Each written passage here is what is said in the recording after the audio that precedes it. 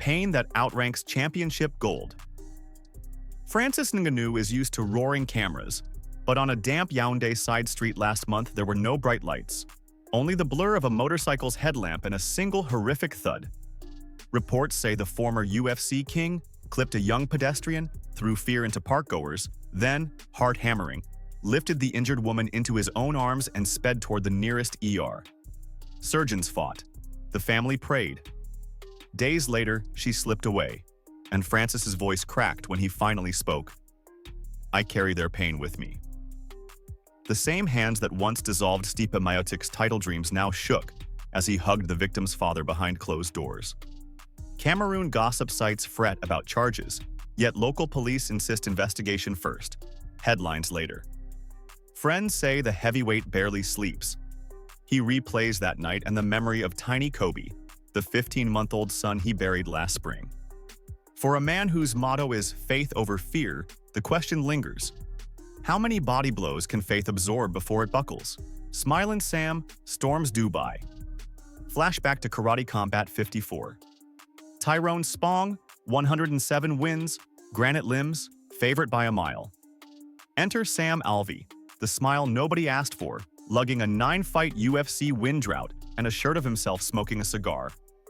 2 rounds later, Spong lay cross-eyed on the neon pit floor, and Alvey hoisted not 1, but 2 belts overhead, light heavyweight and heavyweight. The upset melted gambling apps in real time. Alvey wiped blood from his beard, grabbed the mic, and shot a grin big enough to light Burj Khalifa. "Eddie Hall, I'm gonna kick your respectfully." The world's strongest man just met the world's happiest underdog.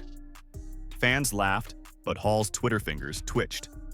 Dubai's desert night suddenly felt too small for the Hulks now circling each other. When a fan forgets fighters bleed, Kansas City, UFC on ESPN.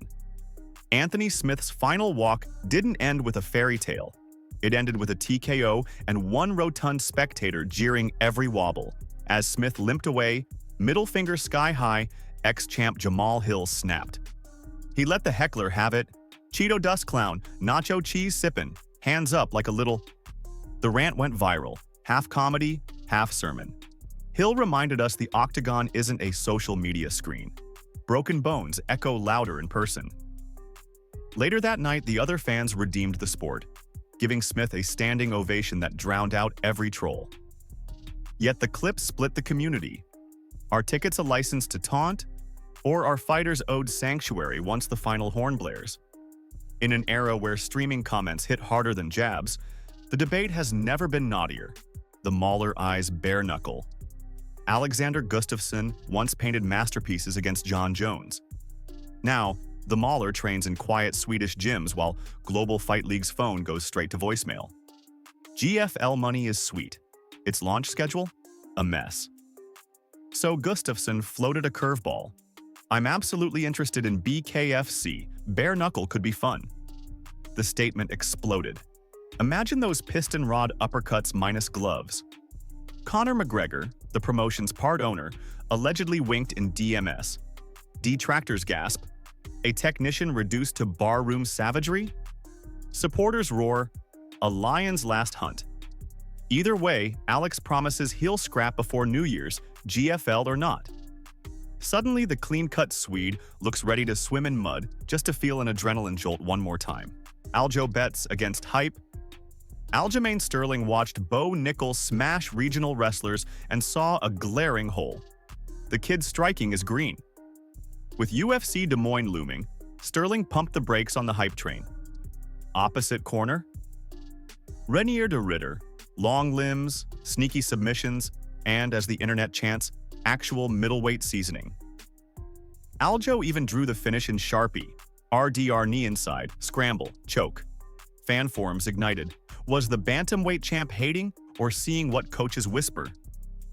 Odds makers sliced Nickal's odds overnight.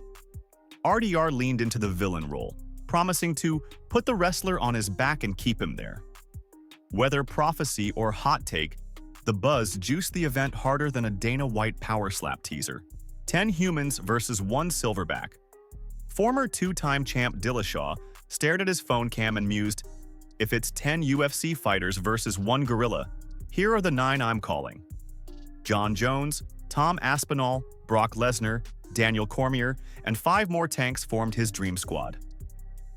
The internet did what the internet does. Memes of Jones leg-kicking King Kong, debates about primate bite force, and earnest spreadsheets comparing reach. It was ridiculous, glorious, and a reminder that fighters, like fans, sometimes need comic relief between hospital visits and funeral suits. Arman draws a line in the sand. Lightweight number 1 contender, Arman Tsarukyan, received a July Abu Dhabi main event offer versus Mateusz Gamrot, ranked 7th, riding a skid. Disrespectful, Arman barked. I fought everyone above me to get here. I'm not punching down now. The refusal rattled matchmakers and delighted every top 5 lightweight angling for leverage. Arman says no title shot required, just a contender fight. UFC says ticking clock, ESPN slot to fill. Standoff. One thing is clear. A Dagestani dark horse once grateful for any scrap now controls his destiny. And that scares the division as much as his double leg.